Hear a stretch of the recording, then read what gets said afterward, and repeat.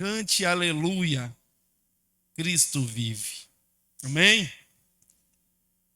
Uma vez eu ouvi um pastor, ele falava sobre uma pessoa, ele perguntou em que Jesus diferenciava, qual era a diferença de Jesus com outros grandes líderes da humanidade, grandes pensadores e filósofos. Se você olhar a palavra de Deus apenas como um livro simples de filosofia, de conhecimento, eu sempre falo, um livro de instrução apenas de uma vida melhor, ou se fosse apenas para entender e aprender como a vida funciona, a vida aqui na Terra funciona, e a gente ter uma melhora da nossa expectativa aqui, então seria apenas mais um livro filosófico de sabedoria humana, de pensamentos, e não teria nada de diferente de outros pensamentos, obrigado, Doli, de outras filosofias, porque há muitas filosofias aí que ensinam o homem a viver melhor. Há muitas religiões que ensinam o homem a ser bom de coração, a ser prestativo, a fazer coisas boas. Há muitos outros pensamentos que também ensinam o homem a cuidar da esposa, da família, dos filhos. Se comparar a Bíblia com alguns outros pensamentos, talvez seria apenas mais um livro de instruções de fazer o homem ser melhor. E essa pessoa perguntava para o pastor em que difere, então, qual é a diferença, né, da Bíblia ou do Jesus, de outros pensadores e de outros filósofos e de outros pensamentos. E aí esse pastor fala a diferença de Jesus, esses outros pensadores, está lá na cruz do Calvário. Ele diz: por se você for no túmulo de qualquer um desses pensadores, ele citou cada um deles, Mao Tse Tung, o Buda, porque outros pensadores, se você for lá no túmulo, lá estará escrito: aqui jaz Buda, aqui jaz o filósofo, o pensador Platão e qualquer outros pensadores, filósofos. Ele diz: mas se você for lá em Israel e procurar o túmulo de Jesus, lá tem uma plaquinha que diz: ele não está aqui porque ele ressuscitou. Então a diferença é que Jesus, ele não é apenas um pensador, o evangelho não é apenas uma mensagem para a gente ter uma vida melhor aqui na terra. E eu digo aqui na igreja, já disse várias vezes, nós não pregamos o evangelho de uma vida melhor, nós pregamos o evangelho da vida eterna. Jesus veio para nos dar a vida eterna, e é claro que ele nos ensina quando o Espírito Santo nos toma, quando a palavra de Deus nos ensina a viver em boas obras. Não é para conquistarmos nada, as boas obras Deus fez para que andássemos por ela, como a Bíblia diz, porque as boas obras não nos garantem nada, as boas obras não garantem salvação, as boas obras não nos dão, a não ser colheitas daqui mesmo, dessa terra, e alguns galardão que a Bíblia nos ensina que teremos. Mas o evangelho, Jesus, ele não veio apenas para nos presentear com presentinhos e coisas aqui dessa terra. Jesus veio para morrer na cruz e nos levar para morar com ele. E por isso ele morreu, ao terceiro dia ressuscitou, e ele está nos céus, e ele disse: eu vou vos preparar um lugar. Então o nosso Deus, o nosso Jesus vive, aleluia. Cristo vive, Jesus vive. Nós não somos reféns de pensadores que vieram, passaram e foram.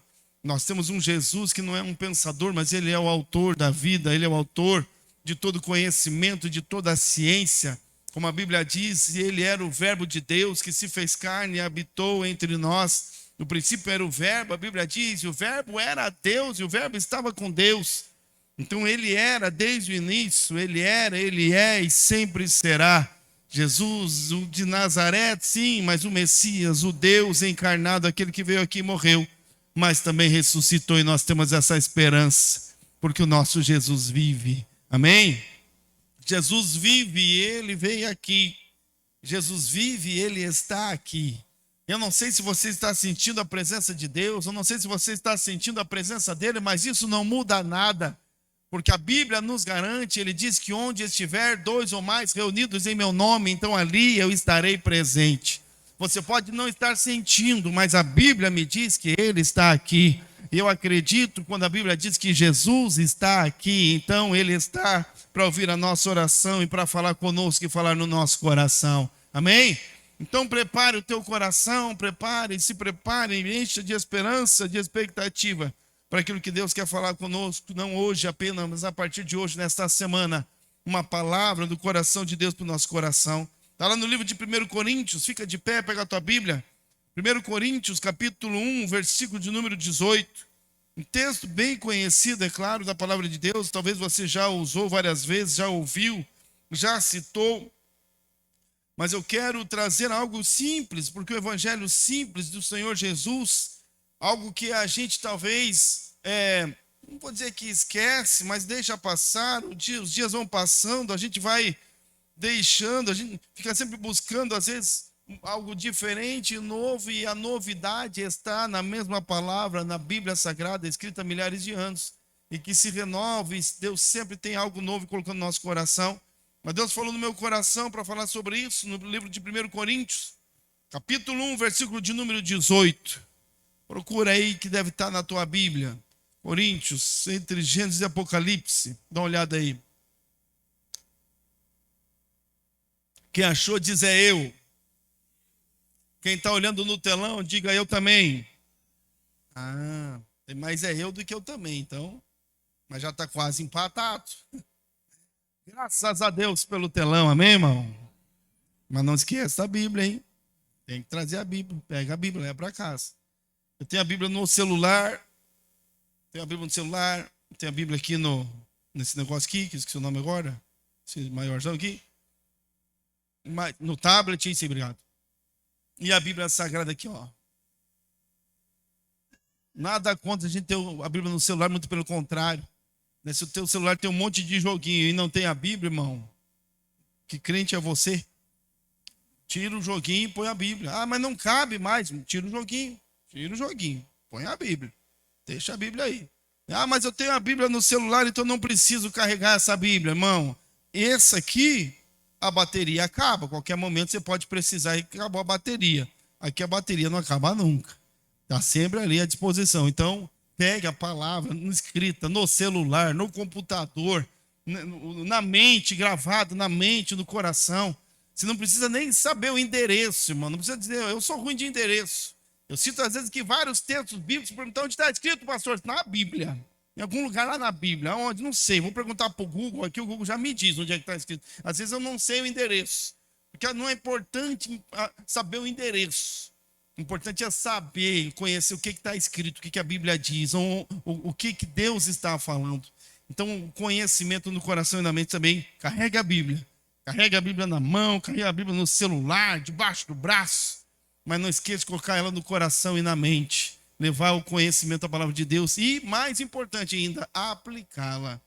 Uma vez, eu vi na internet um rapaz de rua, vivendo uma vida deplorável, difícil, e ele começou a citar a palavra de Deus e a Bíblia, e o cara acho que era um teólogo, o cara era um mega teólogo, porque ele citava o texto e onde estava, porque a Bíblia em tal lugar diz assim, no tal lugar diz assim, em tal lugar diz assim, e ele deu uma aula de Bíblia, só que estava vivendo uma vida desgraçada.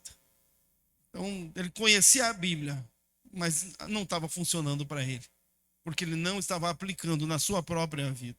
Então, nada vale conhecer se a gente não aplicar. Amém? E aqui eu sei que você já conhece, 1 Coríntios, capítulo 1, versículo 18. Coríntios 1, versículo 18. Parece partida de futebol, né, irmão? Coríntios perdendo aqui, 18-1. Coríntios 1, versículo 18. Os corintianos, né? Falei Corinthians, tá? Os corintianos já querem me bater.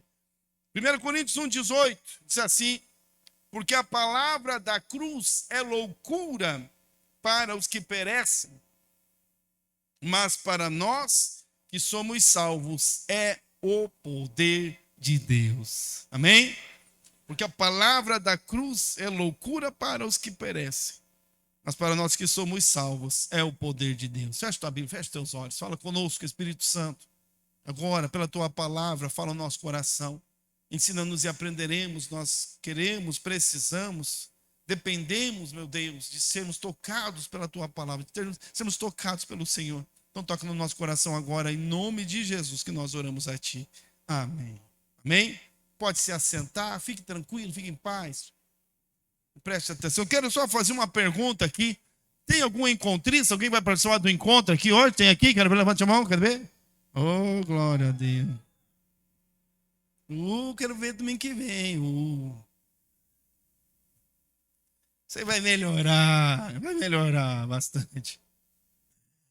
Crie expectativa, todas as expectativas que o teu coração puder criar, crie. Mas se prepare, porque Deus vai superar todas elas. Deus vai superar todas as expectativas. Eu digo que o encontro com Deus não tem nada de especial, é a palavra de Deus, é a Bíblia, quem passou lá sabe, é Deus trabalhando. E interessante que a Bíblia não muda lá, Deus não muda, é o mesmo Deus, é a mesma Bíblia. Talvez o que muda, eu acredito, é a nossa disposição em relação a Ele.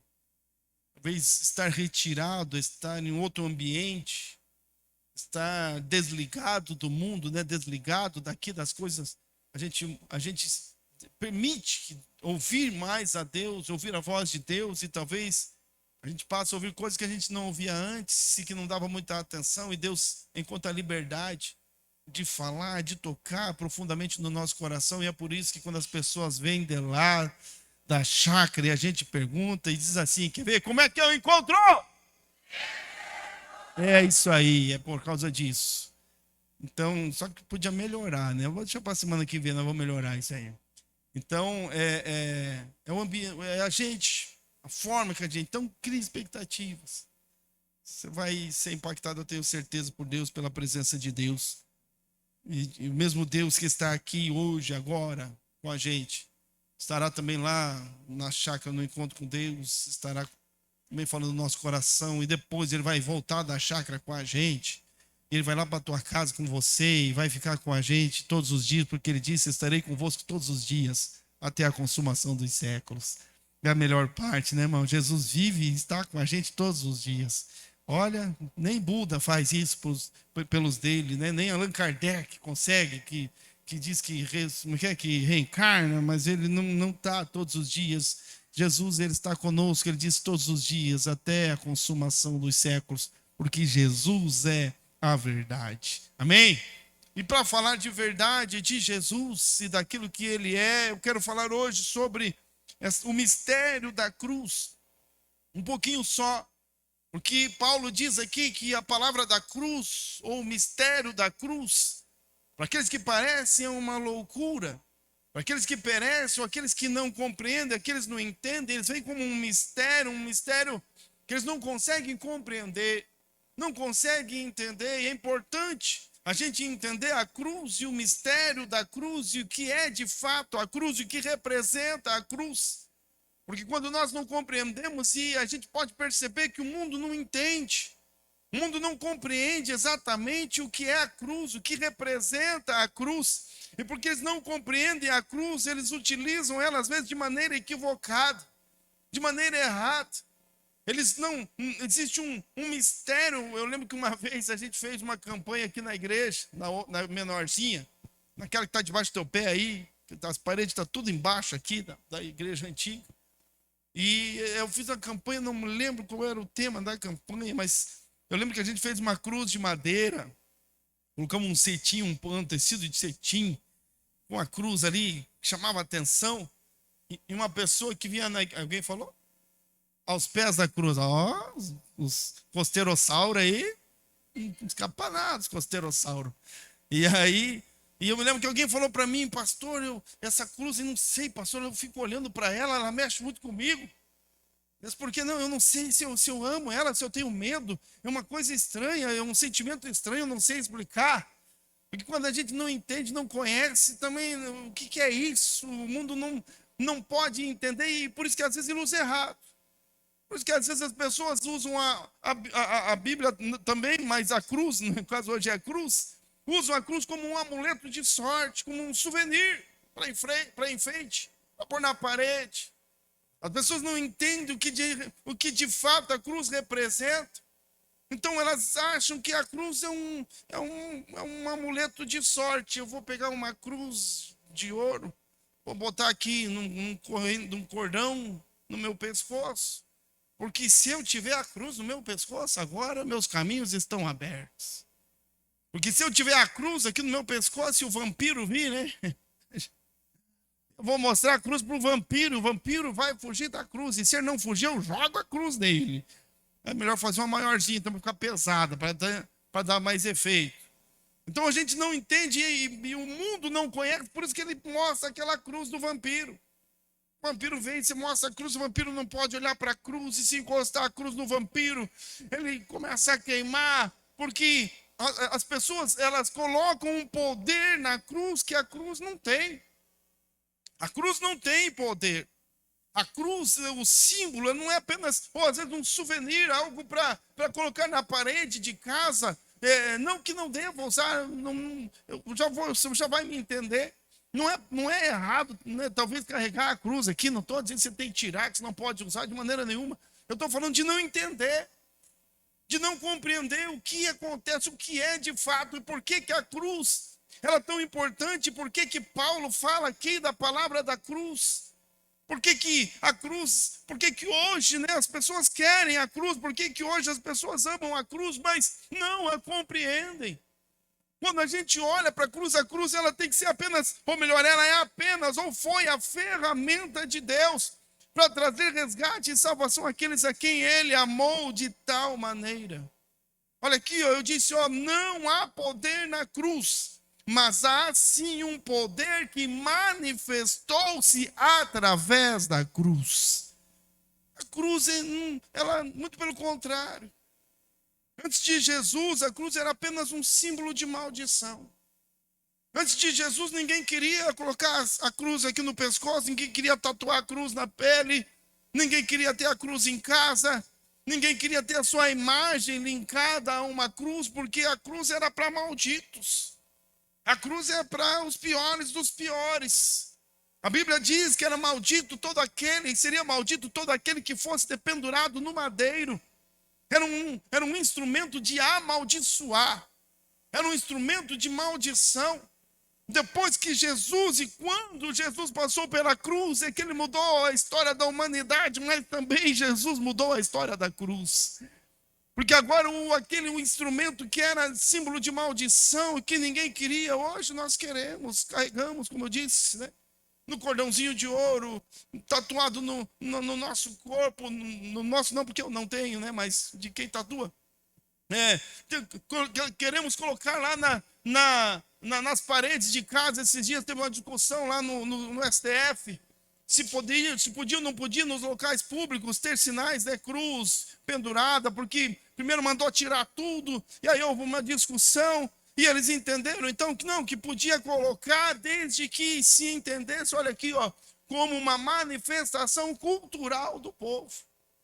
Então, se dentro da cultura, como aqui era o cara, nós temos uma cultura cristã, a cidade de maioria cristã, então tudo bem, pode colocar no órgão público a cruz, porque é uma manifestação cultural e não religiosa. Eles não entendem a cruz como algo, eles não entendem o que aconteceu, o que ela representa. Para eles é apenas algo da cultura, então tudo bem, deixa lá. Dá para deixar, porque não é um efeito religioso, não tem nenhum efeito religioso, um efeito espiritual, é apenas a cultura. Então o homem não entende a cruz, as pessoas não conhecem a cruz, não sabem exatamente, porém elas reconhecem que é bom. Eu quero a minha imagem ligada à imagem da cruz. Eu quero a cruz perto de mim. Agora nós queremos, antes ninguém queria, como eu disse. E as pessoas usam a cruz como um amuleto de sorte, como uma ferramenta, quase como um patuá, né? Então, alguns que cristãos usam a cruz, outros usam o patuá, outros usam outro negócio, mas no final das contas, é quase o mesmo entendimento, é quase o mesmo pensamento, é só um pendulicário de sorte, que é um símbolo de sorte, como um trevo de 4 folhas, que talvez para alguns poderia a cruz ser substituída por um trevo de 4 folhas, porque o importante é ter a sorte.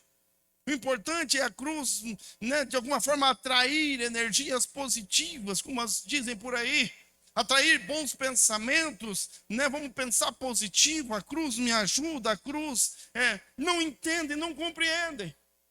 A importância da cruz e o que de fato aconteceu e por que a cruz mudou. E a explicação disso tudo nem é tão difícil, nem é tão rebuscado.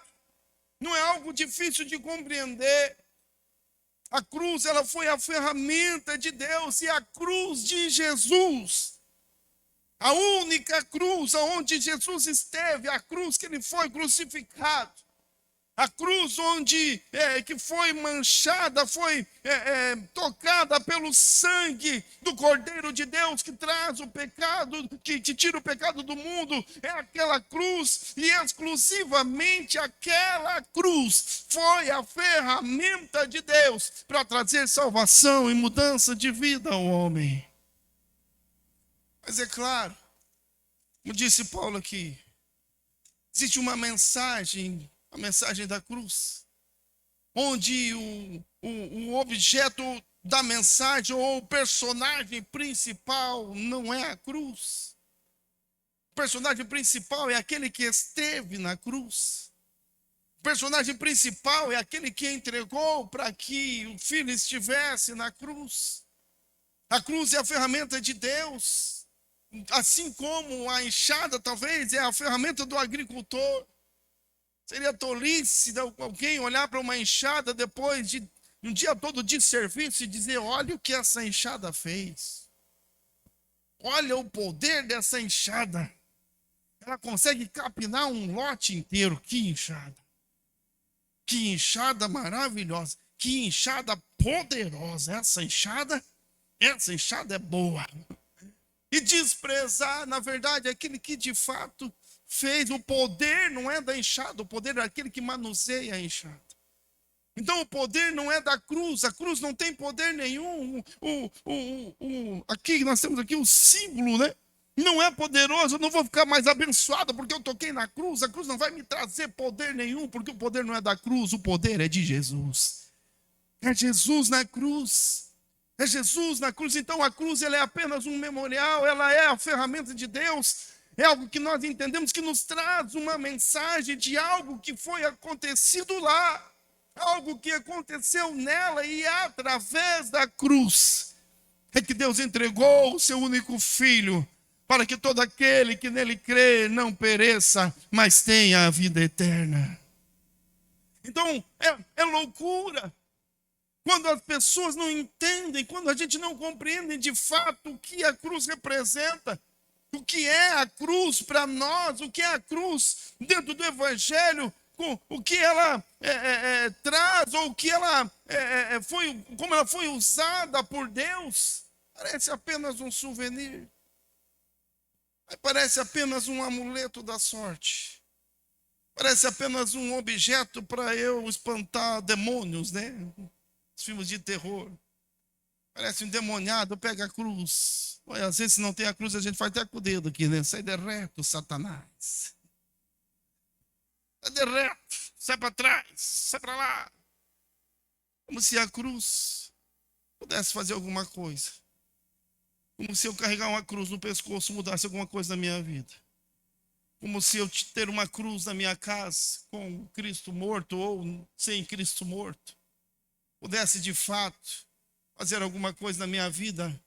E é por isso que Paulo diz que a palavra da cruz e não a cruz é loucura para os que perecem, mas para nós que somos salvos, ela é um poder de Deus. Não é a cruz em si, mas é daquilo que ela fala. Não é a cruz em si, mas é aquilo que ela nos traz, é a mensagem que foi escrita nela e através dela. É o que Deus fez nela e através dela, como um escritor usa uma caneta, Deus usou a cruz para escrever uma nova história para a humanidade. E não é difícil de a gente entender a importância e o poder de Deus revelado na cruz, porque ali na cruz é que muitas coisas aconteceram. A cruz é o ápice, o momento da crucificação, Jesus ali na cruz. É o ápice de toda a escrita, de toda a construção, de todo o movimento de Deus, desde o jardim do Éden, quando ele deu ao homem e disse, falou do plano de salvação. Depois, em todo o Velho Testamento, a preparação, toda a construção, a cruz é o ápice, é o momento mais importante. A cruz é onde faz tudo o resto ter sentido. A cruz é onde todo o resto, onde se cumpre a palavra, onde se cumpre a espera, onde o novo chega lá na cruz. Foi na cruz que tudo começou, foi na cruz que tudo terminou. Foi na cruz que Deus revelou, foi na cruz. A cruz, ela é a caneta de Deus, como eu disse, é quando as coisas aconteceram de verdade. Porque primeiramente aqui eu quero falar sobre 4 coisas. A primeira é que foi na cruz que Deus provou o seu amor incondicional. Olha aqui. Não poupou nem seu próprio filho, mas o entregou para o resgate de muitos. Na cruz Deus provou aquilo que ele dizia. Na cruz Deus provou que ele entregaria o seu filho. Na cruz Deus provou que ele nos amava de maneira incondicional, um amor verdadeiro, que não requer nada em troca, que não pede nada em troca, que está disposto a entregar tudo, o seu melhor, o mais importante. E Deus entregou Jesus, o seu único filho, para que estivesse lá na cruz e morresse na cruz, apenas na esperança de que nós fôssemos resgatados e levados de volta. Nós que não tínhamos nada para dar, nós que não tínhamos nada a oferecer. A Bíblia diz que o Senhor nos amou, sendo nós ainda pecadores, quando ainda estávamos afastados, quando ainda estávamos longe, ou quando ainda estávamos vivendo nossa vida dissoluta. Ele nos amou quando ainda estávamos afastados, pecadores, e ainda o somos. Ele continua e nos ama.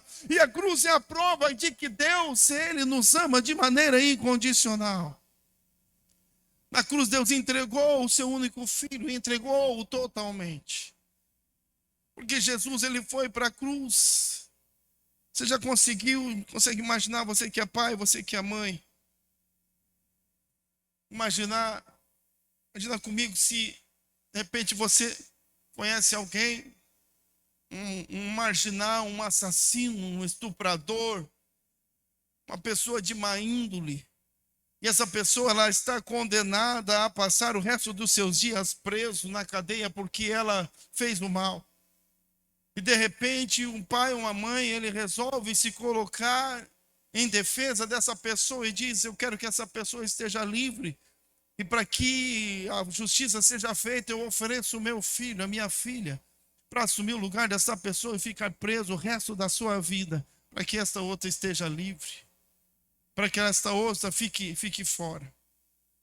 Pois isso é o que Deus fez ali na cruz do Calvário, quando a Bíblia diz que Ele entregou o seu único filho. Ele de fato entregou Jesus para morrer pelos pecadores. Entregou Jesus para morrer por mim e por você, porque o castigo era meu, a morte era minha, o salário do pecado é a morte, mas o dom gratuito de Deus é a vida eterna por Cristo Jesus, o seu único filho. Deus entregou Jesus para morrer por aqueles que não mereciam ser resgatados. Deus entregou Jesus para morrer por aqueles que não mereciam ser buscados. Deus entregou Jesus, o seu único filho, por aqueles que o desprezavam, por aqueles que ainda o negavam, por aqueles que até hoje ainda o desprezam, negam, não querem. Deus entregou Jesus, o seu único filho. Ali na cruz, o grande amor, o verdadeiro amor, o amor incondicional foi revelado, colocado em prática. Ali Deus fez, ali Deus provou, não apenas colocando Jesus na cruz, mas o abandonando lá, o deixando lá. Porque a Bíblia diz que Deus virou o rosto. E quando o seu filho, o único filho, estava passando um dos momentos mais difíceis, a sua vida se esgotando, a sua força se esgotando, a Bíblia diz que Deus, ele se afastou, e foi o momento em que Jesus experimentou pela primeira e talvez a única vez a ausência do Pai. Deus não apenas colocou Jesus na cruz, mas Deus rejeitou a Jesus. Ele o rejeitou porque ele carregava sobre ele as nossas maldições, os nossos pecados. E o Deus que é justo, que não coopera com o pecado, que não coopera com maldições, ele rejeitou a Jesus, e é neste momento que Jesus clama com grande voz e diz: Deus meu, por que me desamparastes? Deus rejeitou a Jesus ali na cruz, provando o seu amor incondicional por uma humanidade que ainda o rejeitava, mas que ele amou desde o início, porque ele o fez à sua imagem, segundo a sua semelhança, e ele não aceitou nos perder para sempre. Então Deus de amor pegou o que ele tinha, o mais precioso, o mais importante, e colocou na cruz por causa de mim e de você. Um amor incondicional revelado lá na cruz. Ali Deus provou o seu amor incondicional. Não poupou nem seu próprio filho, mas o entregou para o resgate de muitos. Ele fez algo que eu e você não temos coragem de fazer. Ele fez algo que eu e você não faríamos nunca. Estamos talvez dispostos até a nos entregar por alguém, entregar a nossa vida em favor de alguém, mas entregar os nossos filhos, entregar o meu filho, a minha filha, por alguém que não merece. Porque a graça de Deus é o favor imerecido. Jesus morreu por aqueles que não mereciam. O Cordeiro de Deus que tira o pecado do mundo. Ele veio e se entregou por aqueles que não tinham, e nós não temos nada a dar, ainda não tem. Mas hoje eu sou pastor, eu sou pregador, eu uso terno, gravata, estou com o microfone na mão, eu tenho uma mensagem, tenho uma carteirinha de ministro da igreja do Evangelho Quadrangular. Agora eu sou útil ao reino de Deus. Besteira. Porque ele me amou quando eu ainda estava nas madrugadas. Porque ele me buscou quando eu ainda estava escravo da bebida, das drogas. Porque ele me amou quando ainda vivia dissolutamente. O amor dele não está revelado agora porque eu faço algo, mas ele me amou lá atrás. Ele já me amava desde antes, ele me amou desde sempre. Tudo que faço, e se faço alguma coisa, é porque ele me deu a fazer, porque a unção é dele, a palavra é a dele, o Espírito é o dele. Deus é quem faz tudo e todas as coisas, o amor incondicional. Porque ele nos amou incondicionalmente. Hoje nós estamos aqui na igreja, vamos participar da ceia. Porque ele entregou o seu melhor, porque ele não poupou o seu filho Jesus. Nós temos salvação, vida, esperança de vida eterna. Um amor incondicional. A cruz fala de amor incondicional. A cruz fala de um Deus que amou desesperadamente. Eu preguei esse tempo aqui na igreja, falei do Deus desesperado. Que amou desesperadamente, ama desesperadamente, que entregou o seu único filho, e que se preciso fosse, ele o faria de novo. É necessário porque o sacrifício foi perfeito. E a Bíblia nos ensina que como por um homem só, Adão, o pecado entrou na humanidade. Também por um homem só, Jesus Cristo, Filho de Deus, ela foi retirada, o pecado foi retirado. Porque o justo morreu pelos injustos.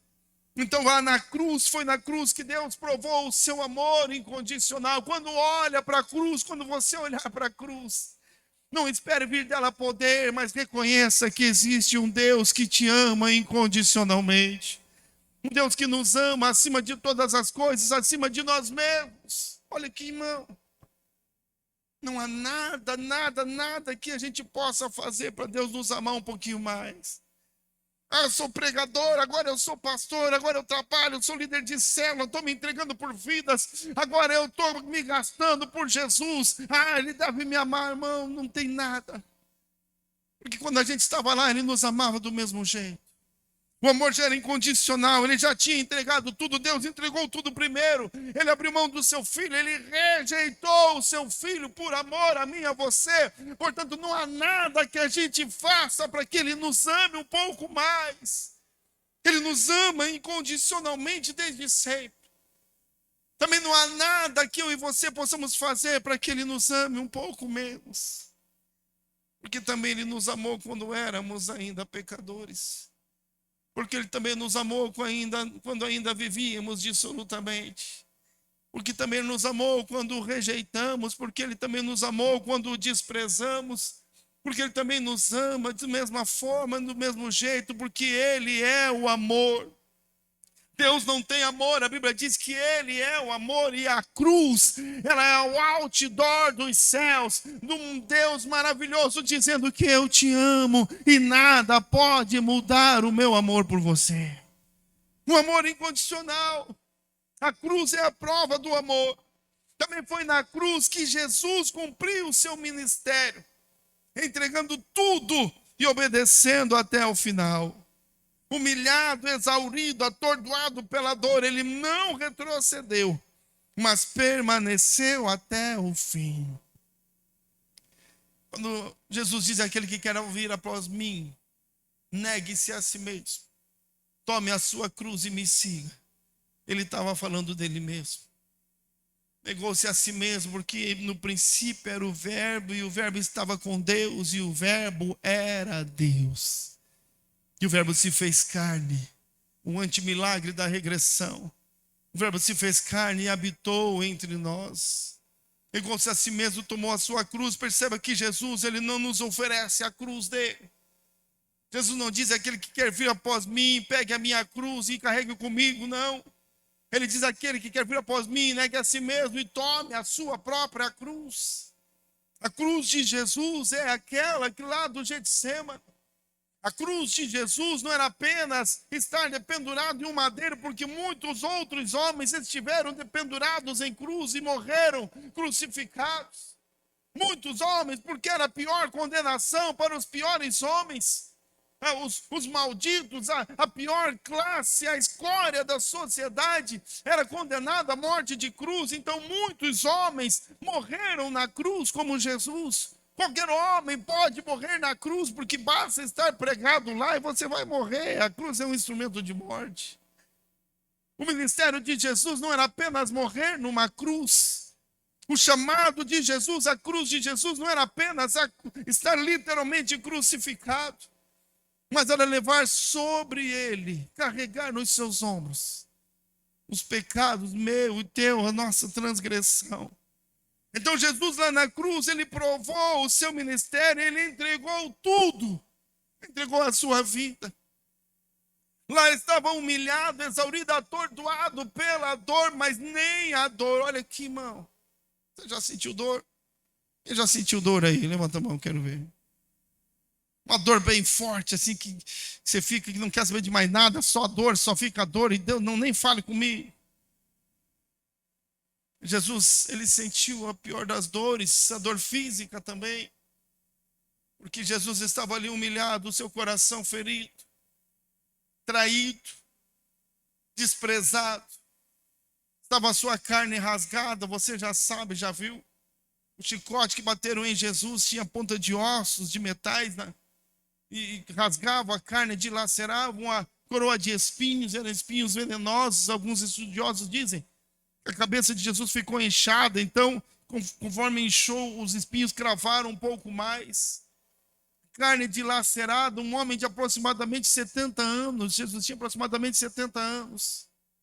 As mãos, os cravos perfurando as suas mãos, os pés sendo também perfurados por cravos. Provavelmente, a noite toda sendo esbofeteado. Já talvez ensanguentado, né, com dificuldade de respirar. Quando levantam a cruz, o corpo de Jesus é projetado à frente e ele é segurado apenas pelos cravos que estavam nas mãos, que estavam nos pés. Não havia um momento de conforto, não havia um momento de descanso, porque se descansasse nos pés, os pés doeriam mais, se nas mãos, as mãos doíam mais, não havia refrigério nenhum, a coroa de espinho, as pessoas zombando, o momento era difícil, de extrema dor e angústia.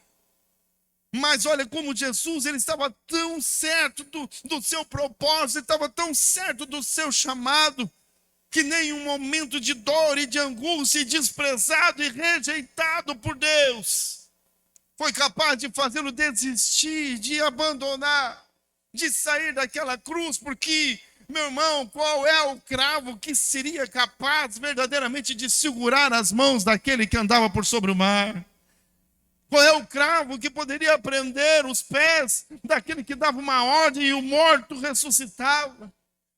Qual era o madeiro que seria capaz de segurar Jesus, o Verbo de Deus, que era Deus e que tinha poder e fazia coisas extraordinárias?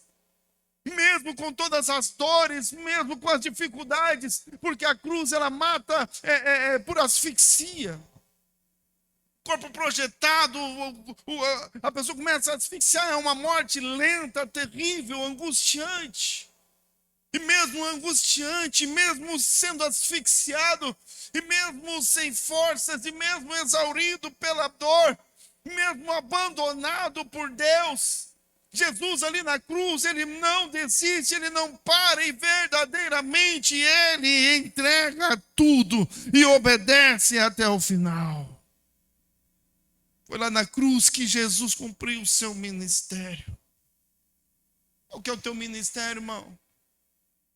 A gente reclama às vezes do nosso chamado, reclama do nosso ministério, reclama do preço que Deus nos deu para pagar, mas é difícil.